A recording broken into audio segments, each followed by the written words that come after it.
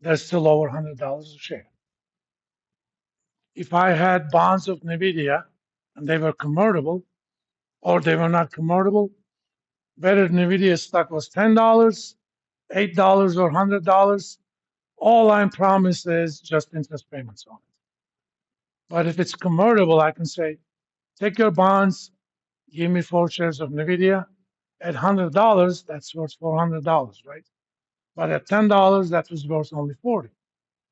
So you can basically participate in the upside of the firm, not just get your money back, but even make even more money. That means they tend to have lower yields.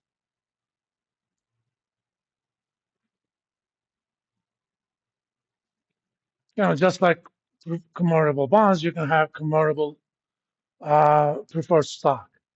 In fact, there was a great example in 2009.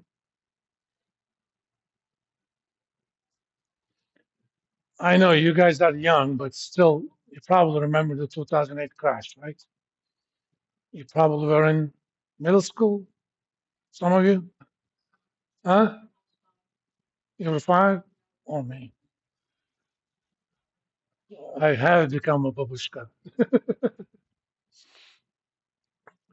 There was a big crash. And as a result of that crash, 3 big financial institutions went down. One of them was Bear Stearns, which was one of the giants of investment banking. And the other was Lehman Brothers, again, more than 100-year-old investment banking. And the third one, the so-called thundering herd of Wall Street, Merrill Lynch. Okay, these guys went down. In addition, the company, the largest insurance company in the U.S. at that point, American Insurance Group, AIG, went down. And AIG had so much exposure to companies. Even the healthiest investment bank at the time, Goldman Sachs, was in trouble of going bankrupt. They had gotten rid of a lot of their stuff before the crash. If you guys can find, watch the movie Margin Call. They don't say it's Goldman Sachs, but I can guarantee you that firm is Goldman Sachs. And stock price tanked, of course. In order to kind of make sure that they're going to survive and finance their assets, they needed to raise capital. But this is 2009. Nobody wanted to lend money to anybody. There were these securities called mortgage-backed securities. These were senior tranches of mortgage pools, AA rated. Normally, even in the worst case scenario, those things should not trade below 90 cents on the dollar. Why? Because if they're AA rated, more than likely the loan to value ratio on those is 70 to 80%. Default ratios are relatively low and recovery ratios are high. So even on the worst case scenario, if you're one of those owners of AA tranches, at the worst case scenario, you should make 90 cents on your investment. These guys were trading at 50 cents. If I had any money that I could use, I would have bought a lot of those things. But the only free money I had was in my equivalent of 401k, and those funds were not one of the options we could invest. Later on, I convinced them to include junk bonds, and I had to beg our human resources to include them among our choices. I was like, you guys are not giving me investment advice. I'm investing my own money. And they tell me that's too risky. I said, independent of the fact that I am teaching finance for a living, even if I was just a lowly English professor, it is my own goddamn money. And you're not giving me advice. There is no fiduciary responsibility. Finally, I had to get the provost involved. They allowed it. I made a killing on those later. Because these were junk bonds. They were trading at 15% yields. I bought them around 15%. When I sold them back, they were trading at 5. And these are typically 5 to 10 years old. On a bond portfolio, you can't make 50% other than such big moves. But it was fear. When this whole thing crashed, I was in a conference. One of my colleagues came to me. I think we were in Salt Lake City. What do you think is going on in the market? I said, market doesn't even know what it doesn't know. That was the problem. They know things are going to tank, but nobody knows how much. Who's going to go next? Nobody thought Bear was going to go down in 2008 or late 2007. Then Lehman went down. Then Merrill Lynch went down. AIG went down. Nobody was safe. Even JP Morgan, who was exposed to a lot of these companies, or Bank of America, Wells Fargo was in big trouble those days. Washington Mutual went down back in West.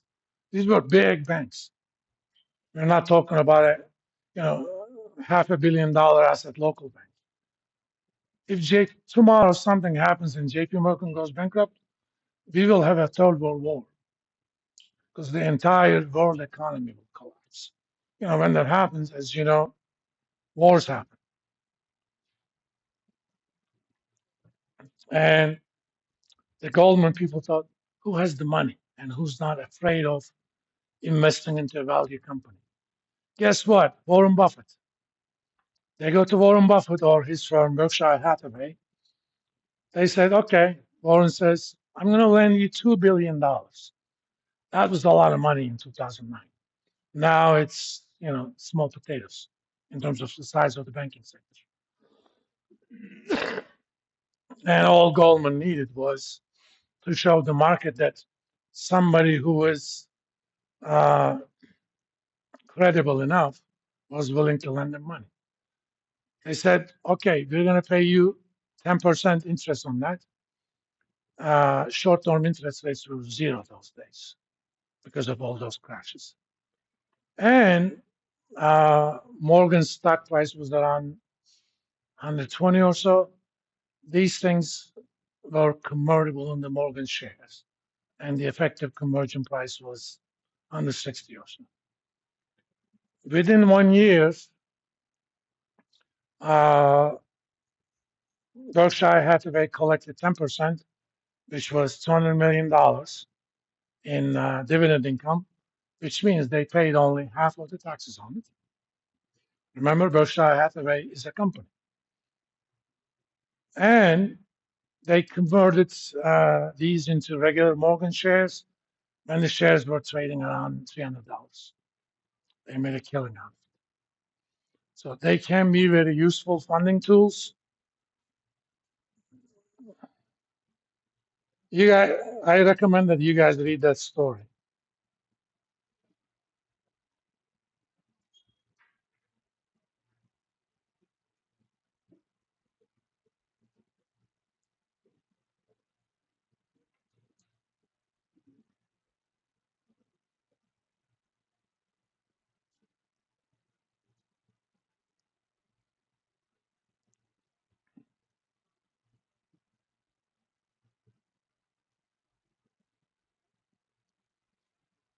You could not have sold Goldman common stocks. Nobody would have bought it.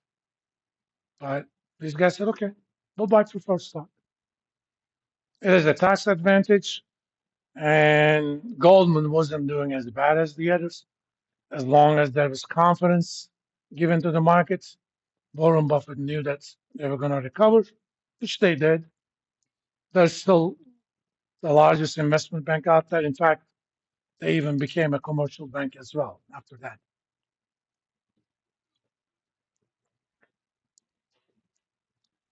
As you may or not know, they are behind the Apple Finance. If you get Apple Finance credit card, Goldman is issuing those. All right, let's talk a little bit about corporate governance.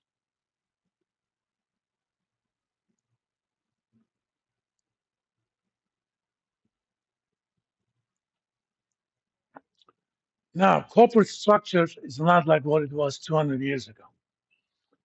200 years ago, if you were a corporation, typically it's a relatively small partnership. For for liability purposes, you become incorporated, which means your liabilities are limited only with your investment. If your company goes bankrupt, nobody can come after your personal assets unless you're a sole proprietorship or uh, regular partnership. If your company goes down and company assets cannot pay for the debt, they can come after your personal assets. And that's why corporation form has become important. But over time, right, especially running a big corporation is a big business, right? When companies are first founded, they have a few founders.